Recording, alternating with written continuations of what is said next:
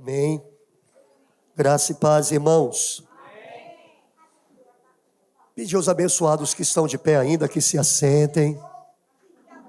Se tem alguém do lado de fora, se achegue.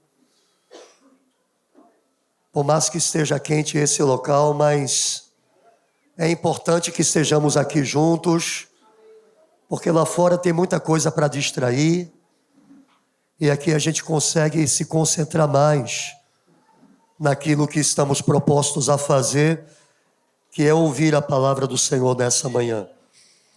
Então, por favor, se tem alguém ainda lá fora, alguém convoque para entrar. Eu sempre digo que retiro é um lugar onde a gente vem, em primeiro lugar, para adorar ao Senhor, depois para as outras coisas.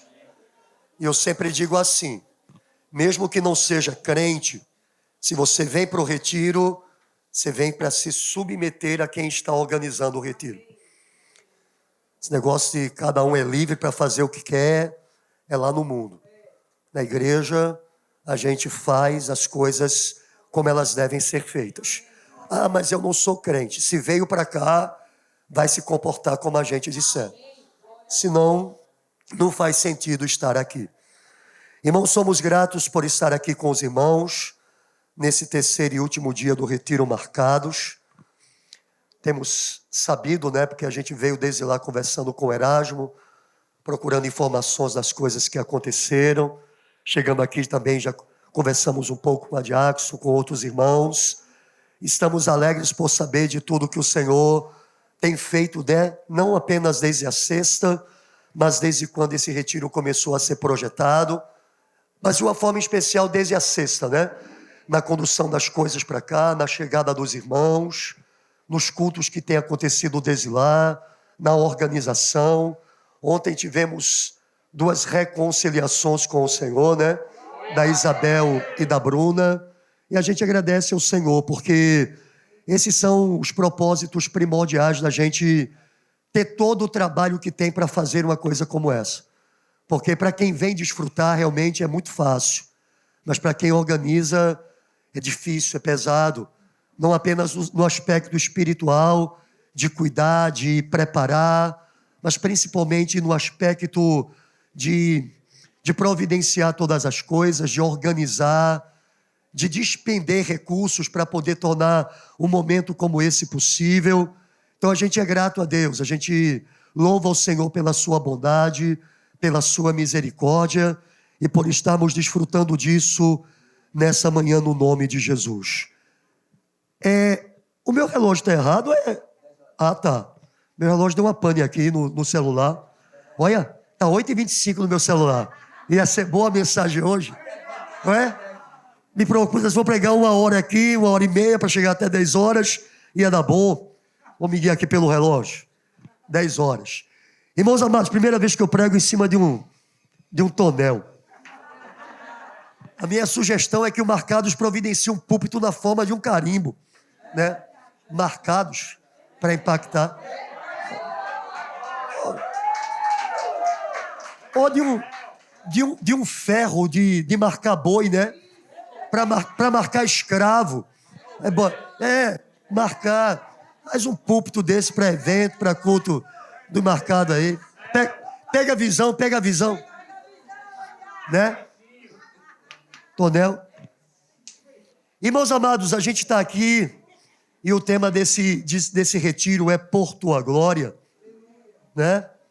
E a gente queria que os irmãos abrissem as Bíblias na carta aos Efésios, capítulo de número 1. Carta aos Efésios, capítulo de número 1.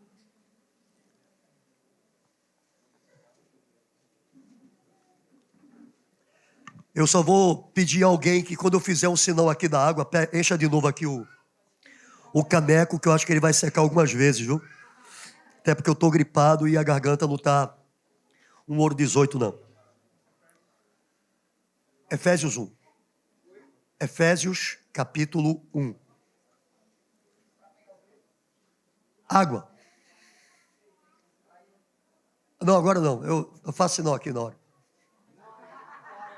Ah, tá. Uma toalha. Até que não está tão quente não, apesar desses refletores aqui. Daqui a pouco esquenta.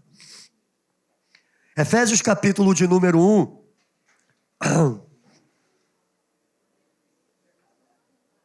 No final da mensagem eu vou lançar uma pergunta, só quem não vai poder... Cadê o pastor Almir? Está aí? Está com o Theo, né? No final da mensagem eu vou lançar uma pergunta aqui. Só o pastor Almir que não vai ter autorização para responder, a minha filha Bia, porque eu já disse para ela. Quem souber responder, eu vou dar um conjuntinho de livro. Mas não vai poder consultar Google, que eu sei que aqui tem lugar que pega. Vai ter que ser crente, viu? Vai ter que ser crente, viu? Não vai poder consultar Google, não vai poder consultar o pastor Almir, tá bom? O resto, quem responder vai ganhar uma coleçãozinha de livro que a gente vai premiar, viu? Oi? Não, quem responder primeiro. Quem responder primeiro, viu? Quem responder primeiro vai ganhar. Efésios capítulo de número 1, a partir do verso 3 até o verso de número 14. Amém? Diz assim: bendito Deus e Pai de nosso Senhor Jesus Cristo, o qual nos abençoou com todas as bênçãos espirituais nos lugares celestiais em Cristo, como também nos elegeu nele antes da fundação do mundo, para que fôssemos santos e irrepreensíveis diante dele em amor. E nos predestinou para filhos de adoção por Jesus Cristo, para si mesmo, segundo o beneplácito da sua vontade, para o louvor da glória de sua graça, pelo qual nos fez agradáveis a si no amado, em quem temos a redenção pelo seu sangue, a remissão das ofensas, segundo as riquezas da sua graça, que ele fez abundar para conosco em toda sabedoria e prudência, descobrindo-nos o mistério da sua vontade, segundo o beneplácito que propusera em si mesmo, de tornar a congregar em Cristo todas as coisas, na dispensação da plenitude dos tempos, tanto as que estão nos céus como as que estão na terra. Nele digo, em quem também fomos feitos herança, havendo sido predestinados, conforme o propósito daquele que faz todas as coisas, segundo o conselho da sua vontade, com o fim de sermos para louvor da sua glória, nós os que primeiro esperamos em Cristo, em quem também vós estáis, depois que ouvistes a palavra da verdade, o evangelho da vossa salvação, e tendo nele também crido, fostes selados com o Espírito Santo da promessa, o qual é o penhor da nossa herança para a redenção da possessão adquirida para louvor da sua glória. Amém? Amados, os estudiosos do Novo Testamento dizem que essa passagem de Efésios, do verso de número 3 até o verso de número 14, ela foi escrita como se Paulo estivesse dizendo de um único sopro, de um único suspiro, sem pausa nenhuma. É por isso que em nossas Bíblias você só vai encontrar um ponto depois do verso de número 14. Do verso de número 1 até o 14, em todas essas expressões, em todas essas sentenças, em todas essas frases que o apóstolo Paulo, não há um ponto final separando uma frase de outra. Há vírgulas, há pontos e vírgulas que foram colocados pelos editores da Bíblia para tornar, logicamente, o texto melhor compreendido, mas no original grego ele é dito de um suspiro só, como se Paulo estivesse externando aquilo que estava no seu coração, no ímpeto de não poder parar de dizer aquilo que estava fluindo dele e extravasando através dele. E durante essa expressão de Paulo, aonde ele bendiz ao Deus Todo-Poderoso por toda sorte de bênçãos espirituais, as quais ele nos abençoou para experimentarmos em Cristo, Paulo fala por 3 vezes, no verso de número 6, no verso de número 12 e no verso de número 14, que toda essa obra bendita de Deus que ele aqui descreve, ela é feita para o louvor de sua glória. E nesse texto, do capítulo de número 1, verso 3 ao verso de número 14, o apóstolo Paulo, ele destrincha a obra de redenção feita por cada uma das pessoas da Trindade. E cada vez que ele conclui a obra da redenção,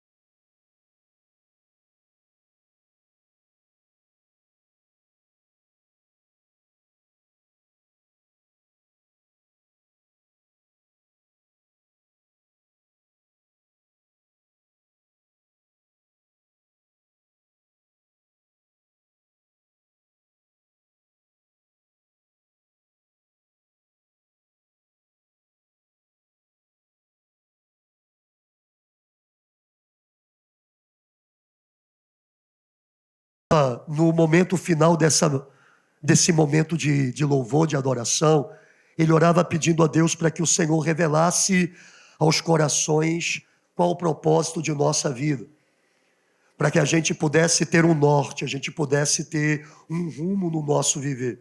Aqueles que já são crentes, para ajustar o volante na direção correta. E aqueles que não são crentes, para dar uma volta de 180 graus, apontar a vida na direção correta, que é Cristo, e consequentemente viver para o louvor da glória do Deus Todo-Poderoso. Esse é o grande propósito da vida. A gente foi criado para isto, e se a gente não vive isso, a gente simplesmente só existe, não vive de verdade. A vida, ela tem um sentido.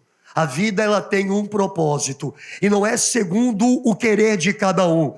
Se a gente vive segundo o nosso próprio querer, achando que temos liberdade para isso, a gente vai somente perceber que estas escolhas, por mais que elas nos pareçam boas no momento, elas vão trazer terríveis dores no porvir, principalmente na eternidade.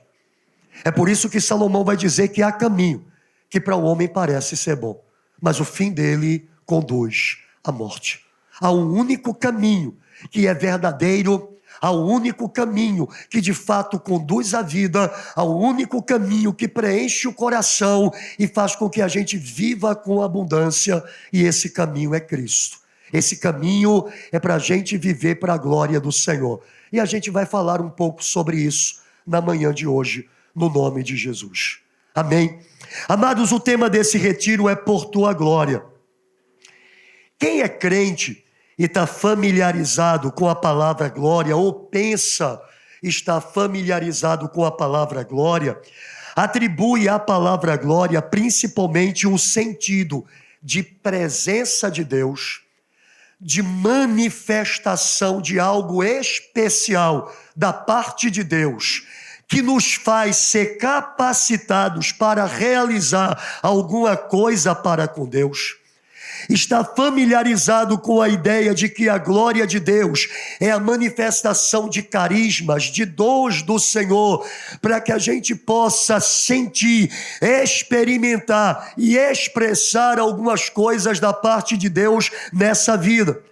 E é por isso que a grande maioria dos crentes atribui a questão da glória de Deus a experiências místicas e sensoriais que são sentidos em momentos especiais da vida, principalmente em momentos de oração, seja individualmente ou coletivamente, e em momentos de culto, e de uma forma especial em momentos como este, em momentos de retiro.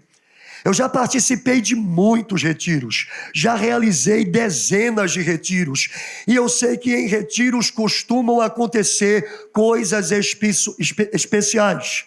É um ambiente, digamos, mais livre, é um ambiente onde a gente está convivendo mais perto, está desenvolvendo mais relacionamentos, estamos todos focados praticamente na mesma visão, no mesmo alvo, estamos todos presentes nos cultos.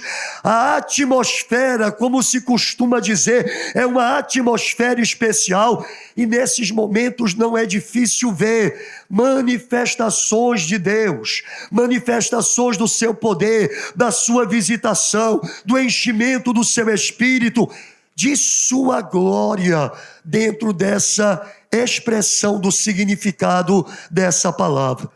Mas entende, irmãos, apesar de isto ter a ver também com a glória de Deus, esse não é o primeiro e o principal significado dessa palavra no Novo Testamento. No Antigo Testamento a gente vai ver que a palavra glória estava principalmente relacionada ao refulgir, ao esplendor, ao brilho, à presença da glória de Deus, mas também ali já havia uma conotação de significado semelhante ao que nós vamos ver no Novo Testamento. No Novo Testamento, o sentido de glória é diferente. E muitos, por não entenderem isso, do que seja glória na nova aliança, no Novo Testamento, têm vivido baseados nesta glória que vem e que visita em momentos especiais e, consequentemente, são crentes de experiências momentâneas. São crentes quentes no culto, são crentes fervorosos no encontro, são crentes dinâmicos nos retiros, são crentes explosivos em reuniões, mas no dia a dia voltam a uma normalidade carnal inadmissível para homens e mulheres de Deus.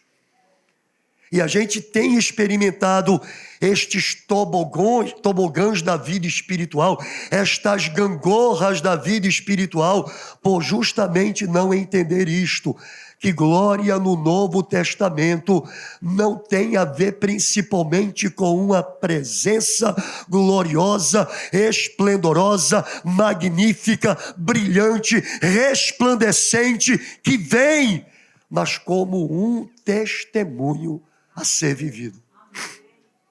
Se a gente não entender isso, a gente vai passar a vida toda dizendo: Senhor, enche-me da tua glória, enche-me da tua glória, enche-me da tua glória, sem perceber que nós devemos viver para o louvor da sua glória. Eu quero que você entenda isso, que o principal propósito de Deus para você nesses dias não é lhe encher da sua glória. A Bíblia diz que isso já aconteceu. Pedro disse: sobre vós repousa o Espírito da glória e de Deus. Você tem que entender que você tem que aprender a viver para a glória de Deus, a fazer uso deste recurso espiritual sobrenatural para viver para o louvor da sua glória. Irmãos, a palavra glória no Novo Testamento é doxa. E essa palavra, ela tem um significado, repito, um pouco diferente da palavra do Antigo Testamento, que é kabod ou kabod. No Antigo Testamento, a palavra kabod, ela tem a ver com resplendor, com magnificência, com presença, mas também em um sentido secundário, ela tem o significado da mesma palavra no grego, que é doxa. Mas no grego essa palavra tem este significado prioritário. E qual é o significado de doxa? Significa opinião, julgamento, ponto de vista. Significa estimativa, seja boa ou ruim, a respeito de alguém. No Novo Testamento é sempre uma opinião positiva a respeito de alguém, principalmente a respeito de Deus, que resulta em louvor, em honra e em glória. Entenda, essa palavra poderia muito bem ser traduzida como reputação. Significando que glória no Novo Testamento tem a ver com a reputação de Deus através da nossa vida. Ele nos criou, Ele nos escolheu, Ele nos salvou, Ele nos selou com o Espírito Santo para o louvor da sua reputação. Para que Ele seja conhecido através de nós como um Deus santo, um Deus justo, um Deus fiel, um Deus verdadeiro, um Deus que salva, um Deus que liberta, um Deus que sustenta, um Deus que faz tudo por aqueles que nada merecem. É a reputação de Deus que deveria ser sustentada através da nossa vida, resultando em glória para Ele. Amados em Cristo, essa palavra, ela aparece muito no Novo Testamento. E ela justamente aparece para mostrar a reputação de Deus em relação a algumas coisas.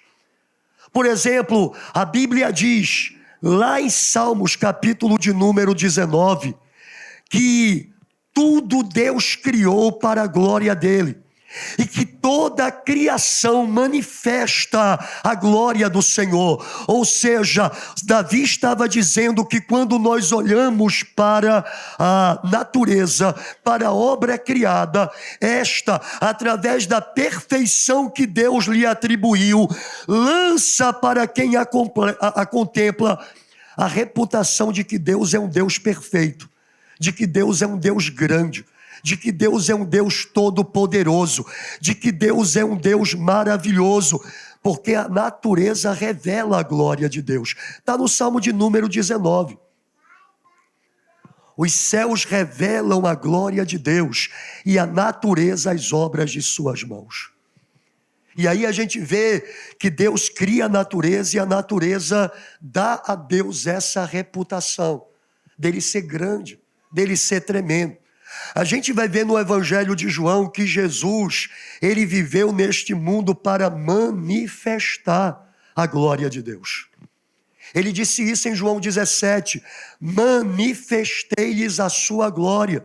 E o que foi que Cristo manifestou da glória de Deus? Não foi primeiramente curar, libertar, pregar, ensinar, fazer milagres, mas foi principalmente apresentar o caráter de Deus. Um caráter santo, um caráter justo, um caráter de bondade, de amor, de graça, de misericórdia para com todos os que se achegaram a Ele. Foi isso que Cristo manifestou através da sua vida, demonstrando que de fato glória no Novo Testamento tem a ver com atribuir reputação e não com alguma coisa mística que a gente experimente para dizer que estamos sob a glória de Deus. Nós estamos sob a glória de Deus quando estamos vivendo para testemunhar dele. Porque às vezes, irmãos, a glória que a gente imagina que tem é fogo de palha, dura o momento de um culto. Dura o momento de um período de louvor. Dura o momento de um período de oração. Dura o tempo de um retiro. E quando termina, as coisas voltam a uma normalidade carnal. Isso se chama fogo de palha. Você sabe por que se chama fogo de palha? Por que essa expressão? É porque quando você pega a palha seca e ateia fogo, logo faz uma... Mas com poucos minutos apaga, porque se queima muito rapidamente. E o pior sintoma é que pouco tempo depois que se apagar, pode botar o pé em cima que não queima. Não sustenta calor. Agora, quando você queima metal, quando você queima ferro, e quanto mais nobre o metal, isso é mais característico. Quando você queima bronze, quando você queima prata, quando você queima ouro, isso não apenas faz este metal ficar mais nobre, mais precioso, mais puro, mas principalmente o calor sustentado por aquele metal após a chama ser apagada durará muito tempo. Lá em casa tem uma chapa para assar pão. Eu só como pão assado na chapa, viu? Negócio de pão na sanduicheira é Nutella. Me chame não. Pastor gosta de pão torrado? Na chapa. E lá em casa tem uma daquela de ferro. Daquela grossa. Aí eu passo a minha manteiguinha no pão, jogo ele lá, deixo ele ficar bem torradinho e tá com café. Aí ontem fiz isso à noite, aí a minha esposa, desavisada, foi mexer no fogo, já eram uns 15 minutos depois, pegou na minha chapinha, meu fio queimou a mão. A chapa sustenta calor, o ferro sustenta. Crentes que vivem para a glória de Deus sustentam calor. Sustentam fogo, não dura só o tempo do culto não, eles saem do culto e continuam quentes quando chegam em casa, eles saem do retiro e continuam quentes quando vão na segunda-feira para o trabalho, eles saem do retiro e passam a semana quente na escola, na faculdade, porque eles não estão nesta glória que vem, eles estão nesta glória que revela o caráter de Deus, que é testemunho, que é comportamento, que é atribuição de reputação. Irmãos, no Antigo Testamento, eu repito, há esta nuance de glória como sendo algo que vem. A gente vai ver principalmente isso na consagração do tabernáculo, depois que Moisés o edifica, e também no templo de Salomão. A Bíblia diz que quando esses dois lugares onde Deus resolveu manifestar a sua presença, eles foram inaugurados, a glória de Deus desceu, e a Bíblia diz que os sacerdotes nem conseguiam ministrar. Porém, lá em Êxodo, capítulo de número 33, se você puder ir comigo aí, vá. Êxodo, capítulo de número 33. Moisés está num dilema com o Senhor, porque o Senhor está zangado com o povo de Israel por causa de pecados. E o Senhor disse: olha, eu vou mandar um anjo adiante de vocês para guiar vocês até a terra da promessa, mas eu mesmo não irei com vocês. E a Bíblia diz que Moisés então disse: se é assim, não nos faça sair daqui, para que o Senhor prove que está conosco, que nós somos o teu povo, que achamos graça aos teus olhos. Vá com a gente, me mostre a tua glória. Moisés disse: eu quero ver a tua glória. E repito, mesmo no Antigo Testamento, quando a palavra glória, ikabod, ela tem a ver principalmente com manifestação de resplendor, de refugio, de brilho. Mesmo lá, quando Moisés pede a Deus para mostrar a sua glória, veja o que é que Deus responde. Capítulo de número 33. Capítulo de número 33. Verso de número... verso de número 22, né?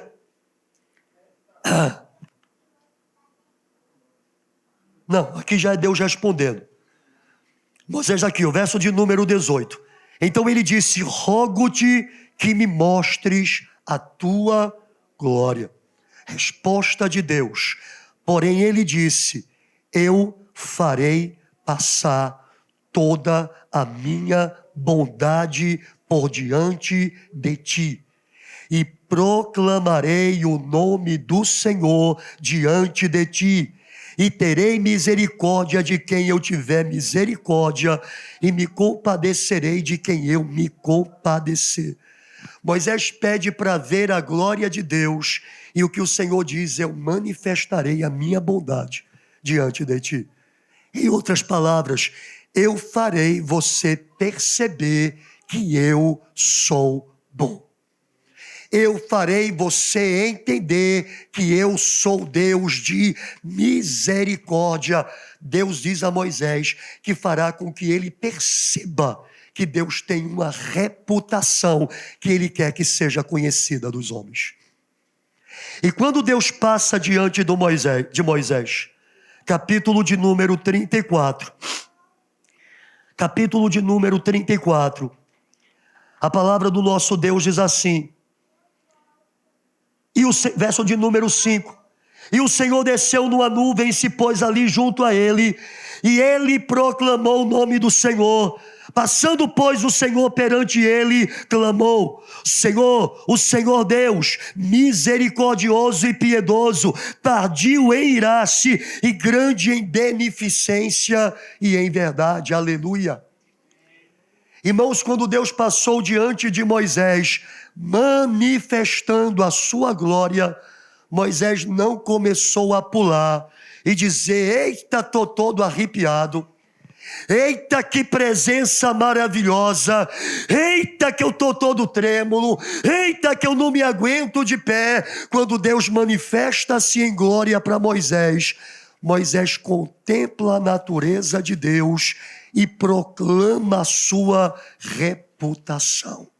Senhor, Senhor misericordioso, bom e compassivo, que não permanece irado, mas que tem misericórdia. Irmãos, isso é o que Deus quer que a gente entenda.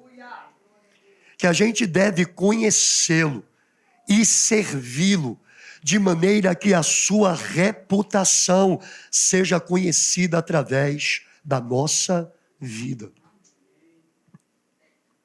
Só tem dois jeitos da gente viver nesse mundo. E eu falo como crentes. E eu falo para crentes. Só tem dois jeitos da gente viver. Uma é como Paulo escreveu aos Tessalonicenses. Por vossa causa o nome de Deus é conhecido em toda a terra e nós não precisamos falar de vocês. Vocês têm dado um testemunho que tem levado o nome de Deus para os confins do mundo. Essa é a maneira de viver correta.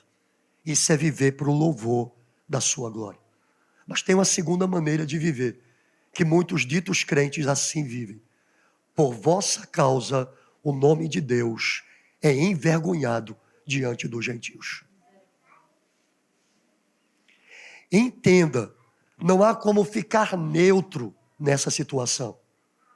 Ou a gente vive para o louvor da glória de Deus, atribuindo-lhe reputação que o honra, ou nós vivemos envergonhando-o, fazendo com que ele tenha uma reputação que nada tem a ver com o seu caráter, mas que a gente manifesta porque a gente carrega o seu nome.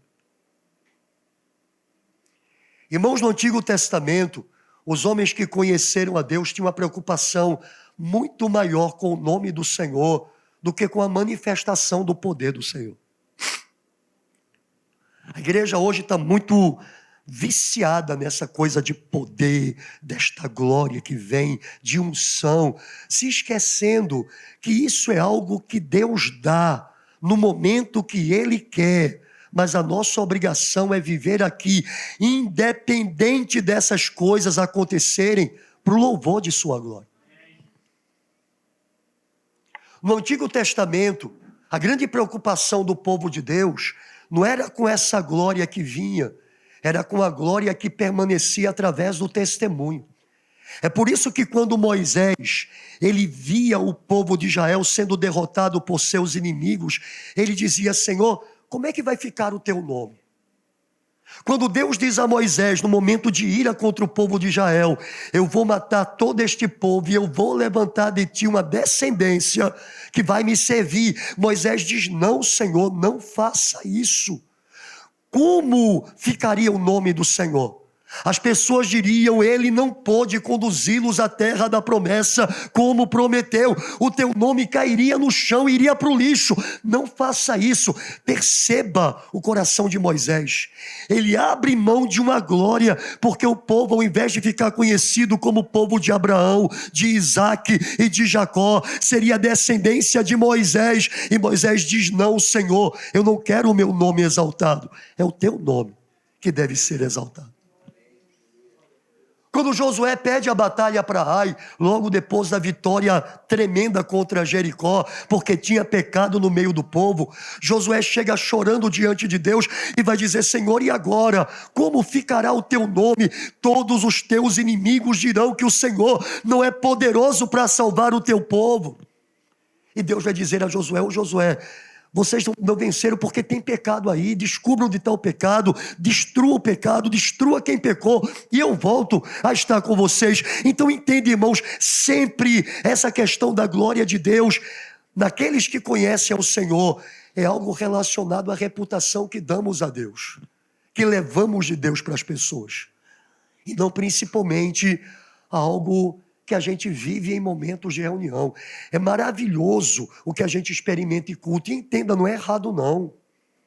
Não é errado quando a gente se reúne e querer que a glória venha, que a unção venha, que o poder venha, que a gente seja cheio do Espírito Santo, que dons fluam, mas entenda, isso não pode ser o termômetro de nossa vida.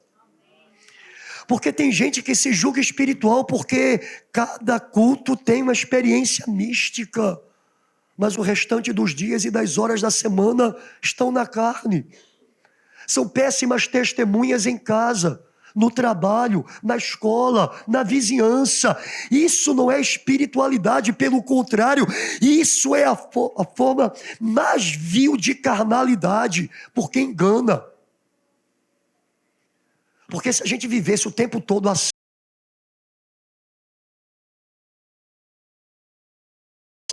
eu estou só o tutano.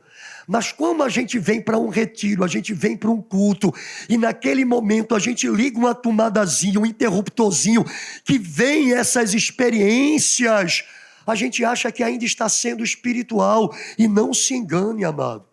Se a gente não vive o evangelho aonde a gente vive, nós não somos espirituais, nós somos apenas religiosos.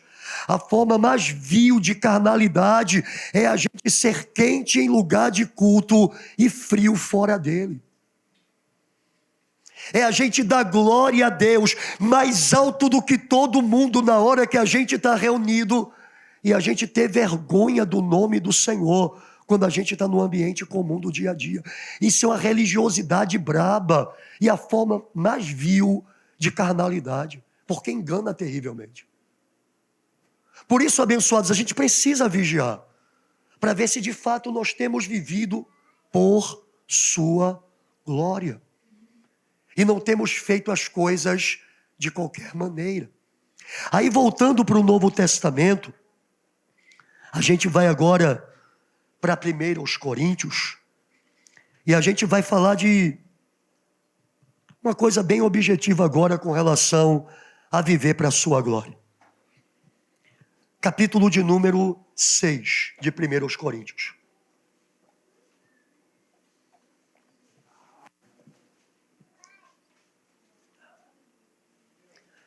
Capítulo de número 6 de 1 Coríntios.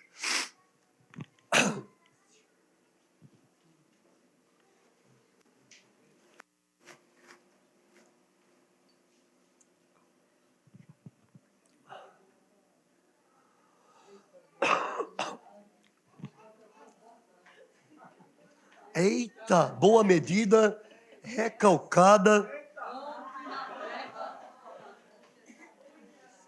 flui. Capítulo 6 de 1 Coríntios, amém? Vamos ler a partir do verso... Espera aí, que o óculos está escorregando.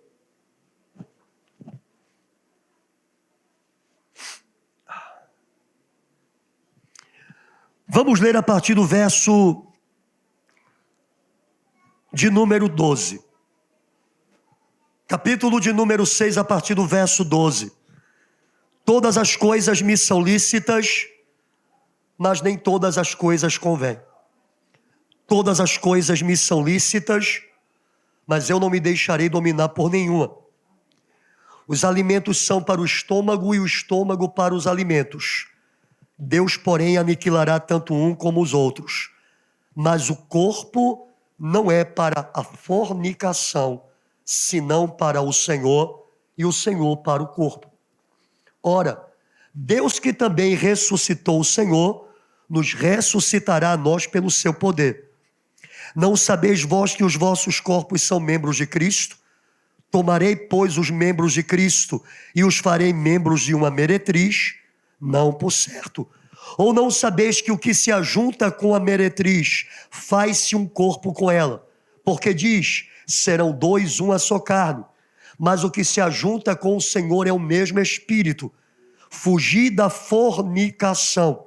Todo pecado que o homem comete é fora do corpo, mas o que fornica peca contra o seu próprio corpo. Ou não sabeis que o vosso corpo é o templo do Espírito Santo, que habita em vós, proveniente de Deus, e que não sois de vós mesmos. Portanto, fostes comprados por bom preço. Glorificai, pois, a Deus no vosso corpo e no vosso espírito, os quais pertencem a Deus. Amém? Amados, viver por sua glória é glorificar. E se glória tem a ver com reputação, glorificar tem a ver com atribuir reputação, por transferir reputação, significando que glorificar é viver de tal maneira que Deus seja conhecido em seus atributos através da nossa vida. Escute. Vamos fazer um exercício de atributos de Deus. Deus é o quê? Bom. Então, para que eu seja alguém que viva para a sua glória, eu devo transmitir através da minha vida a reputação de Deus que Ele é bom. Ou seja, eu devo viver em bondade. Deus é fiel. Eu devo ser fiel para transmitir essa reputação a Ele. Deus é justo, eu devo viver dessa forma para transmitir às pessoas a sua justiça. Deus é santo, eu devo viver em santidade para que as pessoas conheçam que Deus é santo através da minha reputação que eu atribuo a Ele. Entende, irmãos? Esse é o propósito da Bíblia dizer: viva para a glória de Deus. Quer comais, quer bebais, quer façais qualquer outra coisa, fazei tudo para a glória de Deus. Ou seja, que tudo que você faça transmita às pessoas que lhe veem o testemunho de que Deus é maravilhoso através da sua vida. Se a gente não vive dessa maneira, não estamos vivendo para a sua glória. Se a gente não procura viver como o Senhor quer que a gente viva, para que as pessoas conheçam o seu caráter através de nós não estamos vivendo para a sua glória. E é por isso que a gente tem que encarnar essa ideia de que a glória de Deus, ela tem que ser expressa e não apenas recebida. Ela tem que ser demonstrada e não apenas sentida. Ela tem que ser algo vivido e não apenas algo que nos visite. E por isso a gente tem que viver sempre cheios do Espírito, em oração, em vigilância e em prontidão para obedecer, para que Deus seja conhecido. Aí esse texto fala exatamente sobre essa questão prática da glorificação. E ele diz assim, todas as coisas me são lícitas, verso de número 12, mas nem todas as coisas me convêm. Todas as coisas me são lícitas, mas eu não me deixarei dominar por nenhuma. As pessoas hoje na igreja, elas estão o tempo todo perguntando sobre pode ou não pode. Pode ouvir música do mundo? Pode fazer tatuagem? Posso ir para tal lugar? Posso assistir tal tipo de filme, tal tipo de série? Posso. Todas as coisas me são lícitas, mas nem todas me convêm. Todas as coisas me são lícitas, mas eu não me deixarei dominar por nenhuma delas. O que é que separa o que é lícito do que convém? A glória de Deus. A grande pergunta que eu tenho que fazer é se isso pode ou não pode. É isso glorifica a Deus ou não? Só isso. Todas as vezes que alguém me pergunta, pastor, eu posso fazer uma tatuagem? Eu pergunto, depende. Vai glorificar a Deus? Se você me mostrar em algum aspecto que uma tatuagem glorifica a Deus, eu digo, pode. Bora. Responda com sinceridade. Você que já fez ou você que quer fazer? Você que já fez, está feito, não tem mal o que fazer, deixa aí. E você que quer fazer, responda para você mesmo. Em que uma tatuagem glorifica a Deus? Aí você diz, não, mas eu vou escrever assim, Deus é fiel. Oxe, demonstra isso na tua vida. Vive para a glória dele, transmitindo a reputação de que ele é fiel. Precisa de tatuagem, não, as pessoas vão ver isso em você. Não vai estar escrito em uma frase, em alguma parte do seu corpo, vai estar escrito na sua vida. É simples, a equação é muito simples. Todas as vezes que você perguntar, isso pode, mude a pergunta, isso glorifica a Deus? Porque este é o divisor de águas. Todas as coisas me são lícitas, mas nem todas as coisas me convêm. Quem tem que estar dizendo isso para você não é pastor, não. Eu sou fiscal de vida de ninguém, não. Para estar dizendo o que pode e o que não pode. Eu digo que não posso e tu bota lá numa parte do corpo que eu não vou ver. E daí? Eu não vou ver. Não adianta. Agora pergunta para o Senhor, diz assim, Senhor, a tua palavra diz, todas as coisas me são lícitas, mas nem todas me convêm. E termina dizendo que eu devo glorificar a ti no meu corpo. Então, Senhor, isso te glorifica? Pode ter certeza que ele vai mostrar para você. Ele é um Deus que fala. Ele é vivo, né? A gente vive pedindo em culto, Deus fala comigo, Deus fala comigo. Só que na maioria das vezes que realmente a gente precisa ouvir a Deus, a gente não quer que Ele fale. A gente diz, Deus, eu já tenho a minha opinião, cale sua boca. Eu já tenho minha opinião formada, não dê para pitaco. Agora, quando é em culto, para ser enviado como missionário não sei para onde, para receber a unção, não sei do que. Aí Deus fale comigo, Deus me revele, Deus me abra os olhos espirituais. Meu amado, Deus quer falar com você no dia a dia. Tem um servo de Deus que já faleceu em prisão por causa do testemunho do Evangelho, e ele tem no prefácio de um de seus livros uma frase que eu gosto muito. Ele diz assim: eu nunca fui arrebatado até o terceiro céu, eu nunca tive experiências gloriosas demais com o Senhor, mas eu tenho aprendido a obedecê-lo nas pequenas coisas do dia a dia. Isso é viver para a sua glória. Porque tem crente que vai para o inferno toda semana. Vai lá, o anjo leva, Gabriel leva, Miguel leva, o Espírito Santo leva, Jesus, todo mundo leva para o inferno toda semana. E ainda não aprendeu que se não se converter vai para o inferno. Vai lá toda semana e ainda não aprendeu. Nós precisamos aprender a servir ao Senhor. A gente não tem liberdade para fazer o que a gente bem entender, não. A gente foi chamado para a liberdade, mas essa liberdade é a liberdade de poder obedecer a Deus, porque antes nós não tínhamos, éramos escravos do pecado. E consequentemente não podíamos obedecê-lo. Aí ele nos libertou para a gente poder obedecê-lo. Não é para fazer o que a gente quer, não. Essa roupa pode usar, glorifica a Deus. Irmãos, o nosso padrão de vestimenta não é ditado por aquela coisa de homem só pode vestir isso e mulher só pode vestir aquilo. Sabe qual é o padrão de vestimenta do crente? Glorifica a Deus. Aí, você sabe qual é o propósito de roupa na Bíblia? Primeira menção de vestes na Bíblia é Gênesis capítulo 3. Logo após Adão e Eva terem comido do fruto proibido e então terem caído em pecado. Ali há a menção de vestes pela primeira vez. E na Bíblia, a regra da primeira menção é um elemento de interpretação bíblica, ou seja, o significado que aquele assunto teve em sua primeira menção, normalmente vai significar a mesma coisa em todas as vezes que esse tema aparecer.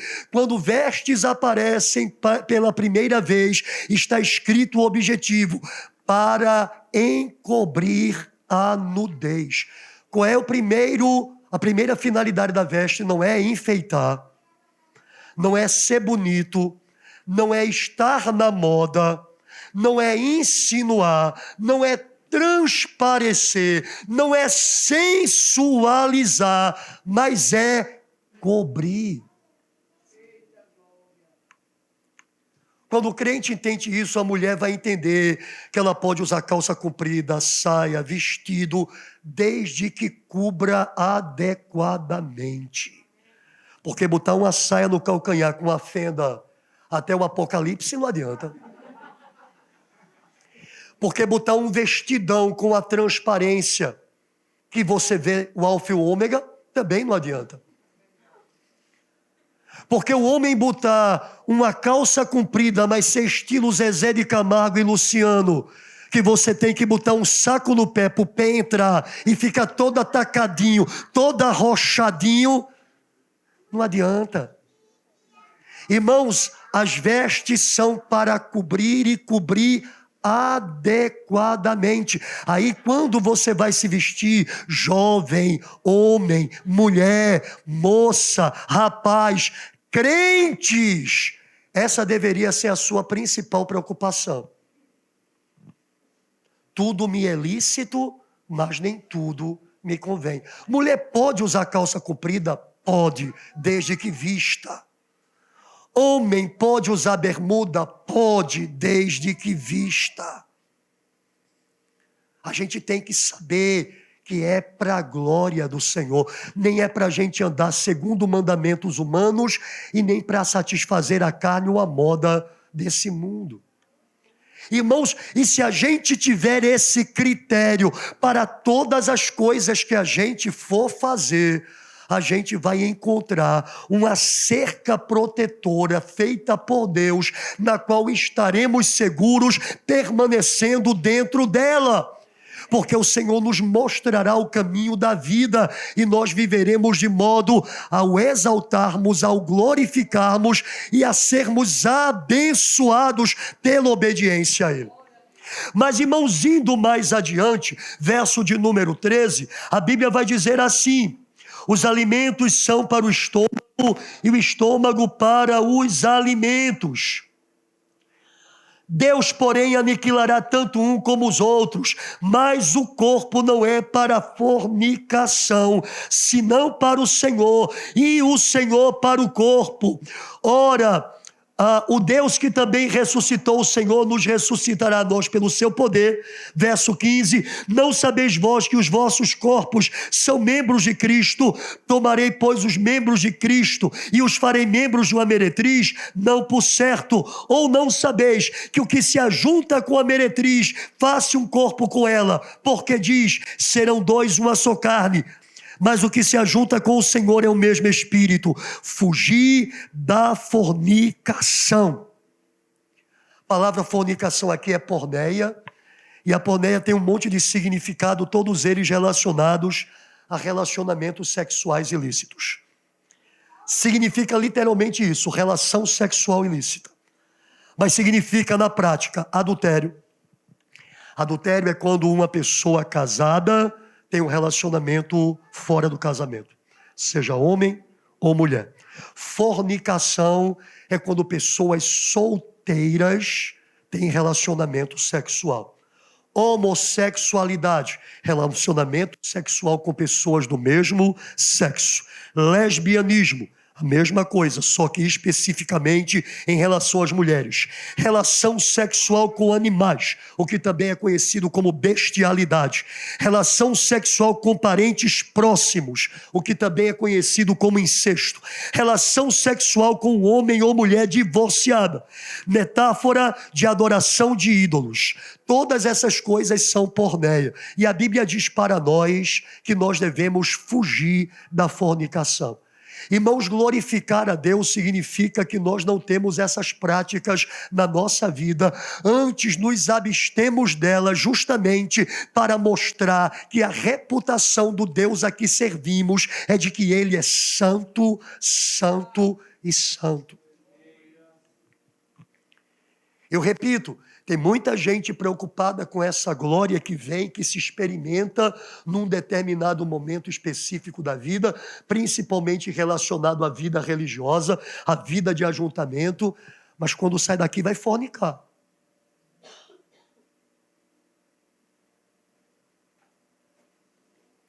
Eu estou falando isso porque é um retiro de jovens. E não é só porque é para jovens, é porque é para todos nós. Entenda, abençoados, não adianta nada a gente falar em língua e depois ir para a internet para ver pornografia.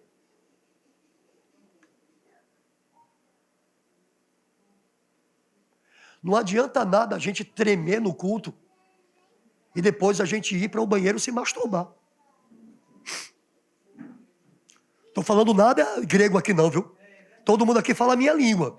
Vocês sabem exatamente o que eu estou falando. Não adianta nada a gente no culto cair no poder e depois no namoro tá com carícias ilícitas que não são próprias para o tempo de namoro. Não adianta nada a gente aqui ser fogo, mas no namoro é namoro com ímpio, é namoro com descrente, julgo desigual. Não adianta. Esse tipo de coisa não condiz com a vida que glorifica a Deus. Não condiz. E entenda, não importa que a gente esteja no século 21 e que a pornografia, infelizmente, esteja dentro dos nossos aparelhos de celular a um clique. Isso não é para crentes. Isso não é para filhos de Deus. Irmãos, todo tipo de imoralidade sexual, Paulo vai dizer, nem se nomeie no meio de vós. Nem se nomeie. Porque nós não podemos viver dessa maneira. Isso é hipocrisia. Isso é viver de um jeito aqui e de outro jeito lá fora. E entenda, a Bíblia diz que os hipócritas não terão lugar no reino de Deus. Não há possibilidade para essa duplicidade de vida. Para alguém que de fato é regenerado, que de fato tem tido experiência com Deus, que de fato tem conhecido ao Senhor. E a gente tem que abrir os olhos para isso.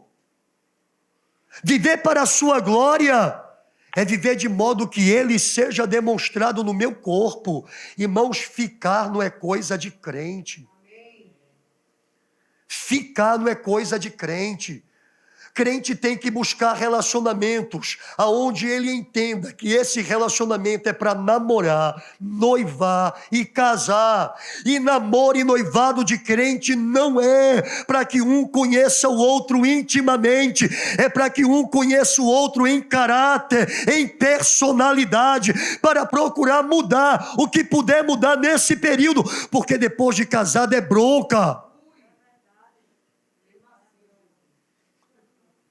A gente deveria, durante namoro e noivado, conhecer, saber se a mulher é uma boa dona de casa, gosta de cozinhar, trata bem mãe, trata bem pai, trata bem os irmãos mais novos, porque depois de casado não vai virar isso não, viu?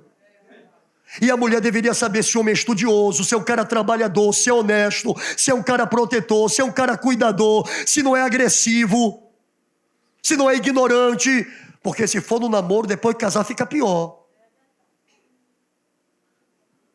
Namoro de crente é preparativo para casamento, não é test drive não, né? Enquanto eu não acho a certa, eu vou pegando todas as erradas. Enquanto eu não acho certo, eu vou experimentando todas as erradas. Não, isso é coisa de gente endemoniada lá fora. Crente que tem o Espírito Santo vai querer agradar a Deus. Vai dizer, o meu corpo, como Paulo diz, é santuário de Deus. Não é para ficar sendo amulegado por um e para o outro, não. É santuário do Espírito Santo. Não é para um e outro conhecer, não. Irmãos, é por isso que tem tanta gente com o emocional destruído. Porque passa pela mão de um e de outro como maçaneta, sendo destratado, sendo desiludido, sendo traído. Aí depois está completamente desiludido para relações, dizendo não tem homem que presta, não tem mulher que presta, não. O problema é que você só procura e só se envolve com quem não presta. Não observa os sinais. Não observa primeiro se é homem de Deus, se é mulher de Deus, se frequenta culto, se no culto presta atenção na palavra, se é homem de oração, se é mulher de oração. Se tem compromisso com as coisas do Senhor, era a primeira coisa que você deveria procurar, antes de ver se ele é bonitinho ou se ele é bonitinha. Porque beleza passa. A minha está demorando.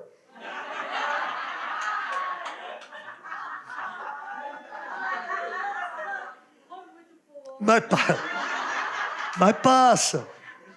Primeira coisa que a gente deveria procurar, irmãos, é ser homem ou mulher de Deus. Estou falando para crente, viu? Estou falando para crente, se não é, se converta. Agora, para crente, você deveria saber se é homem ou mulher de Deus. Porque, amados, a pior coisa do mundo é entrar num relacionamento falido. E tem relacionamento que as pessoas entram que a gente diz, e a barca está furada. Quando chegar no meio do lago, no começo não, dá para ir. Aí jogando um pouquinho d'água para fora, quando chegar lá no meio do lago, que a água começar a transbordar, o barco afunda. Só a misericórdia do Senhor.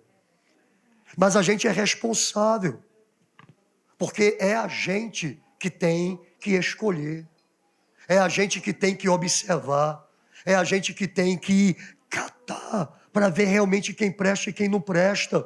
Ah, pastor, e se demorar? É melhor demorar e pegar uma pessoa de Deus do que você se apressar, meu filho, porque apressado come cru e quente.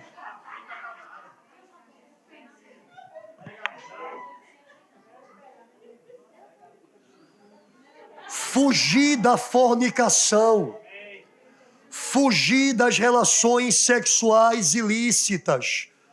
Meu amado, minha amada, o seu namoro não é para você ter relacionamento sexual. Isso não convém a santos. O seu namoro não é para carícias íntimas. Isto não convém a santos. Não pense que você é capaz de começar e não parar. Você, depois de começar, vai até o fim. E depois que for até o fim, não vai mais conseguir parar. Aí vai querer apressar casamento. E às vezes não é a pessoa. E aí se quebra a cara. E aí se quebra a cara. Jovens abençoados, vocês estão no alvorecer da vida, como diria o poeta. Eu já estou no crepúsculo. Vocês devem procurar viver com sabedoria. Alegra-te, jovem, nos dias da tua mocidade, antes que venham os maus dias e tenhas que dizer, não tenho prazer neles. Alegre-se no Senhor, alegre-se com as coisas de Deus. Viva a vida que Deus tem para você, para a glória dEle, levando ao mundo através de sua vida, através de seus relacionamentos, dentro de casa, na igreja, no trabalho, na escola, na faculdade, nas suas relações pessoais, vivendo para transmitir a reputação de Deus através da sua vida. Fazendo Deus ser conhecido, porque isso será glória para Ele, mas será bênção para você, bênção sem medida, será privilégio dos privilégios, honrar a Deus, exaltar a Deus, e poder ouvir naquele dia, vinde benditos do meu Pai, recebei o reino que vos está preparado desde a fundação do mundo. É a maior coisa que poderemos ouvir na vida.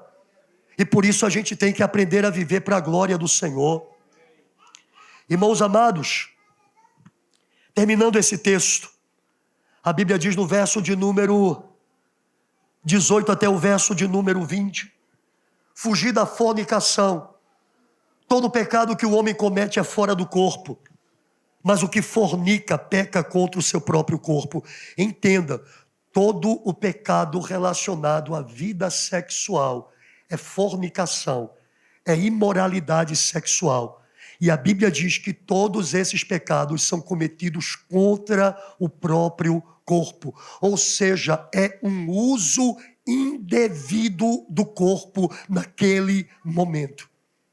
E aí Paulo vai dizer, ou não sabeis que o vosso corpo é o templo do Espírito Santo, que habita em vós, proveniente de Deus, e que não sois de vós mesmos. Amados, essa é a pior das ignorâncias.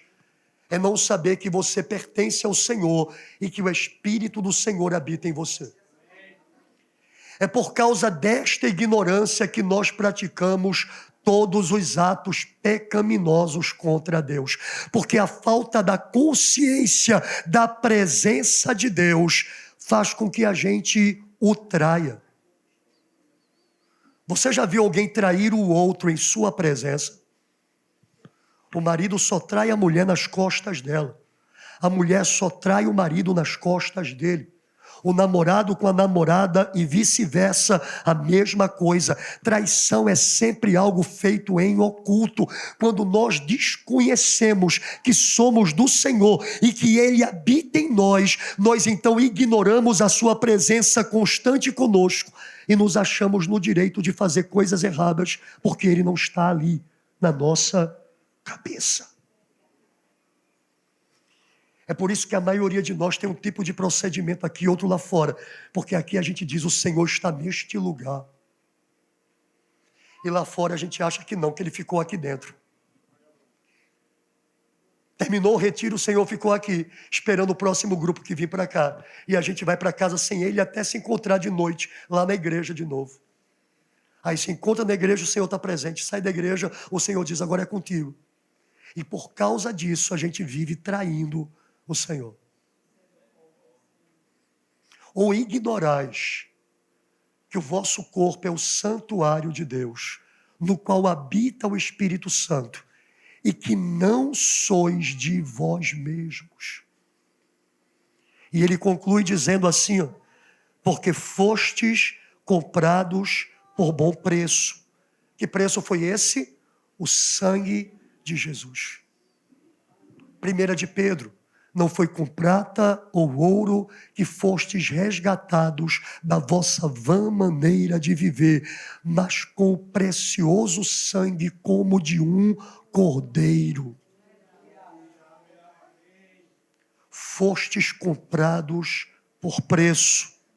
Resultado, glorificai, pois, a Deus no vosso corpo e no vosso espírito, os quais pertencem a Deus. Amado, não caia na ideia desta geração Nutella de crente, que diz que Deus só quer o seu coração. Glorificai a Deus no vosso corpo e no vosso espírito. Olha a ordem. Por que a ordem é essa? Porque o principal motivo da glória é o quê? É atribuir uma reputação a Deus. E isso, para ser visto, tem que ser visto através do nosso corpo. No meu espírito eu sou santo. As pessoas só veem santidade no seu corpo. Ninguém tem olhos de raio-x para ver o espírito. E até aparelho de raio-x não enxerga isso não. No meu coração eu sou cheio de bondade. Se não aparecer através da prática de vida do seu corpo, ninguém sabe. E é por isso que tem hoje essa geração Nutella pecando, e quando você vai corrigir diz, ninguém me julgue porque ninguém conhece o meu coração. É mentira, eu conheço sim. Eu conheço porque a Bíblia diz o que é. Eu conheço porque a Bíblia diz que tudo que sai de sua boca e de sua vida procede do seu coração. Então, se você mente, é porque tem mentira no seu coração. Se você adultera, é porque tem adultério no seu coração. Se você é falso, é porque o seu coração é falso. Eu tenho como conhecer sim. É só observar você.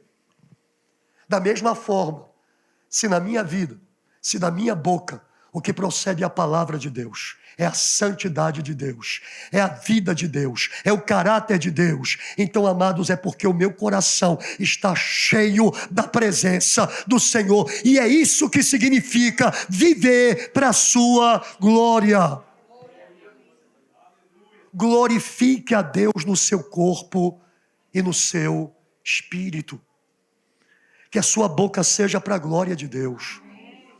Seus olhos para a glória de Deus, seus ouvidos para a glória de Deus, as suas mãos para a glória de Deus, cada parte do seu corpo, por mais íntima que seja, para a glória de Deus. Glorifique a Deus no seu corpo. Não ofereça, como Paulo diz lá em Romanos 6, os membros do seu corpo como instrumentos do pecado para a injustiça, mas como instrumentos da justiça para a santidade. É isso que nós devemos fazer, porque esse é o único sentido plausível de viver para a glória de Deus. E a gente veio aqui para aprender isso. E eu tenho certeza que desde a sexta-feira você tem aprendido. Agora entenda, é para viver lá fora. É para viver quando a gente sair daqui. É para viver quando terminar esse retiro. É para viver quando a gente voltar para casa. É para viver no nosso dia a dia. Porque é isso que o Senhor espera de cada um de nós. Amém? Vamos ficar de pé.